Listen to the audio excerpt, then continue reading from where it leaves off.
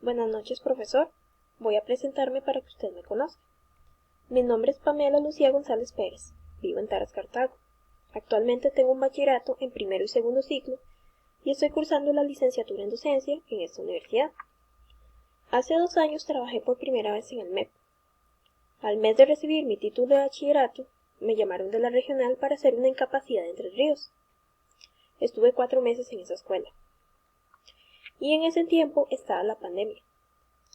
Y los docentes tenemos que dar una vez por semana, por medio de la aplicación de Teams, clases. Entonces tuvimos que adaptarnos para dar clases en ambas modalidades, es decir, presencial y virtual. Y lo hacíamos así porque la directora sí nos lo pedía.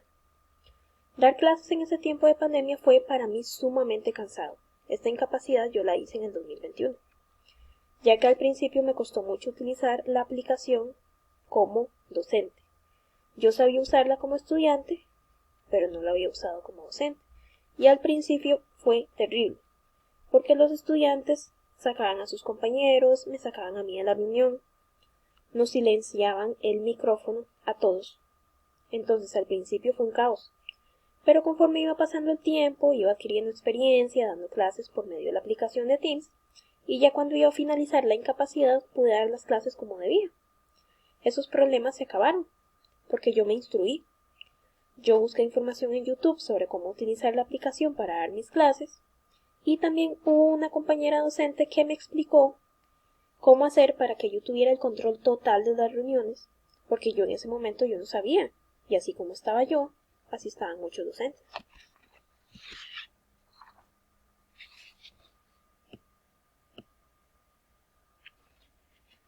Entonces, primero voy a responder a la pregunta, ¿cómo debe ser el docente del siglo XXI?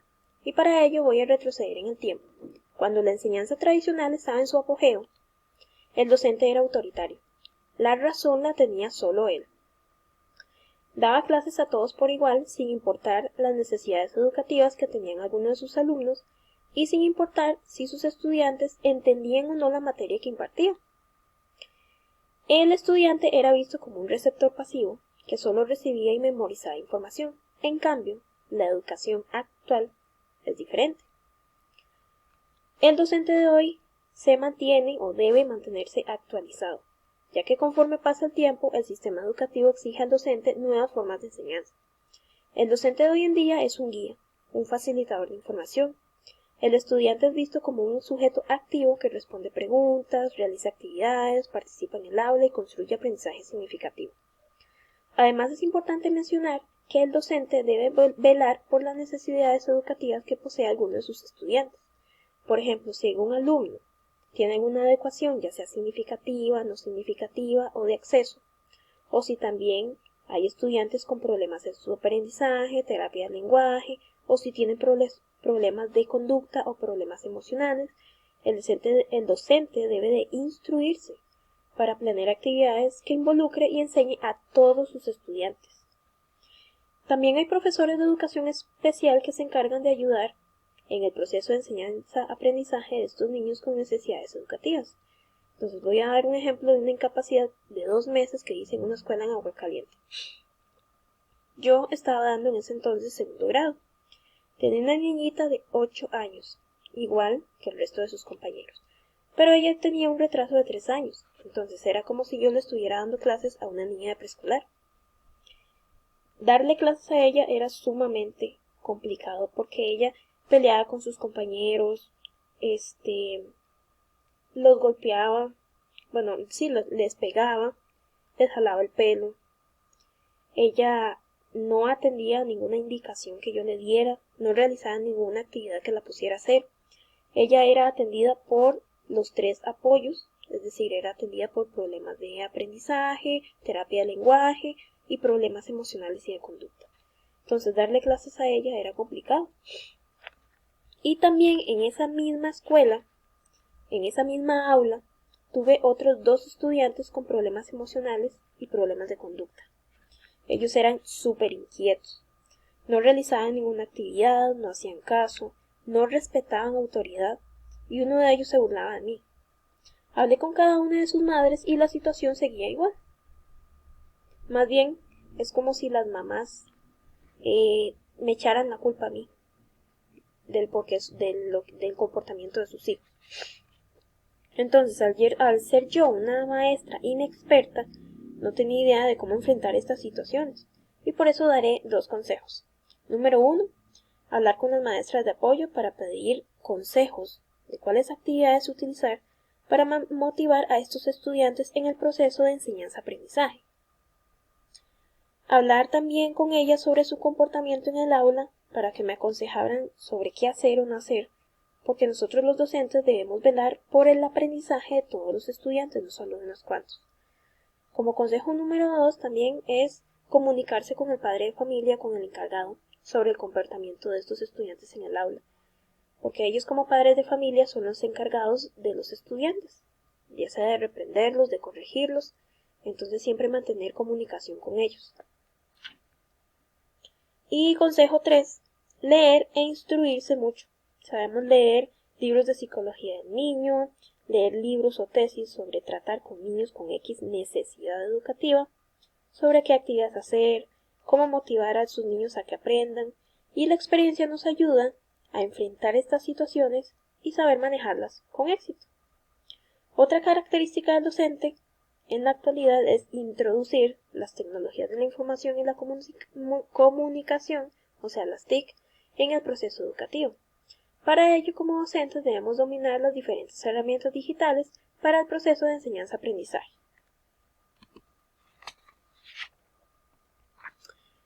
Hoy en día el docente tiene a su disposición muchos recursos didácticos para el proceso de enseñanza-aprendizaje, como por ejemplo los libros de textos de Santillana, de Eduvisión, de Publicaciones Porras, etc.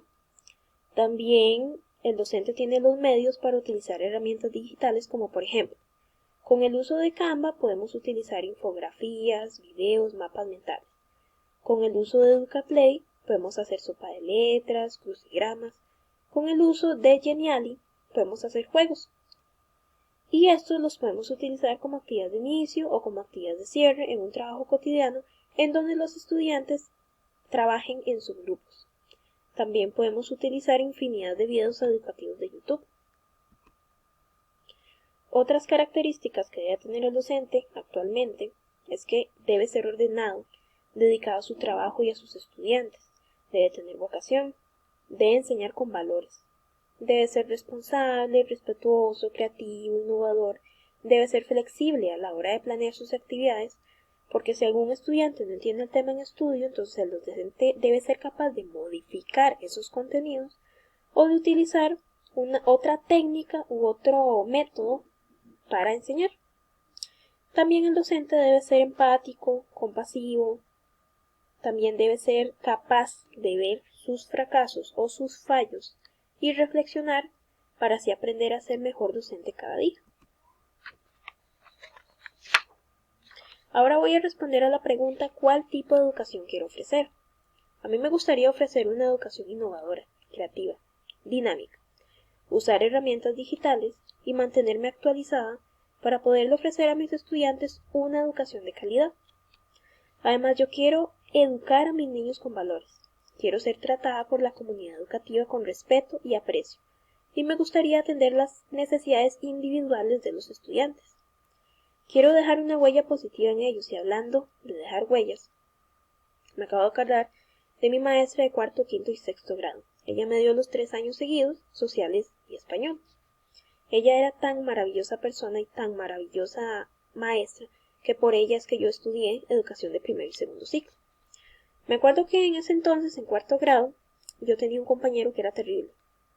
Él peleaba mucho con los demás compañeros, era súper malcriado, había sido expulsado y suspendido también de la escuela. Entonces cuando ella agarró el grupo, ella fue cambiando esa mentalidad de él, porque él creía que era un niño malo, porque otros docentes le decían que él era un chiquito malo, entonces al él creer eso, él se comportaba así, mal. Cuando ella agarró el grupo, él con el tiempo se empezó a portar bien, no era malcriado, empezó a llevarse muy bien con los compañeros, no peleaba con ellos, entonces ya no había temor hacia él, los compañeros no le tenían miedo. Entonces, yo quiero ser recordada, él no se volvió a comportar mal ni siquiera aún estando nosotros juntos en el colegio. Él cambió esa mentalidad. Entonces yo quiero eso. Yo quiero dejar una huella buena en mis estudiantes. Quiero ser recordada como la maestra que ayudó a X estudiante a enfrentar ese problema o necesidad o enfrentar X situación también. Y bueno, yo quiero seguir estudiando y capacitarme en educación especial para atender las necesidades educativas, emocionales y sociales de mis estudiantes. Esa es la educación que quiero ofrecer como maestra.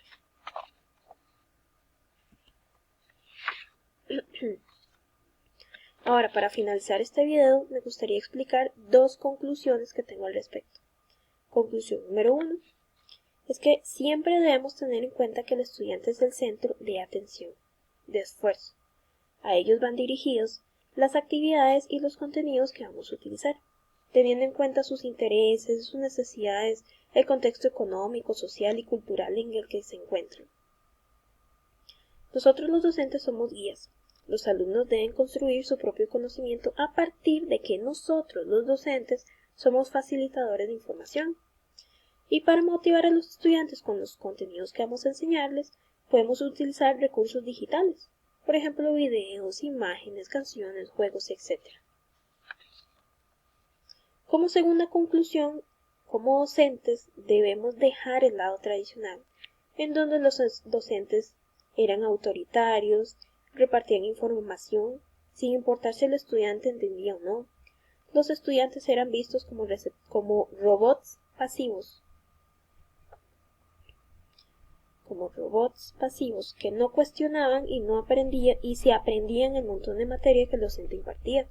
El docente de ahora es diferente, debido a los constantes cambios que ha habido de una generación a otra.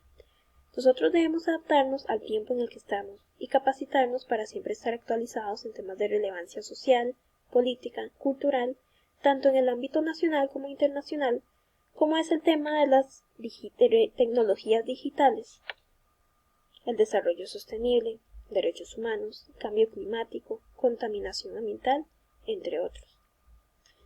Espero que este video haya sido de su agrado. Buenas noches y le deseo feliz fin de semana.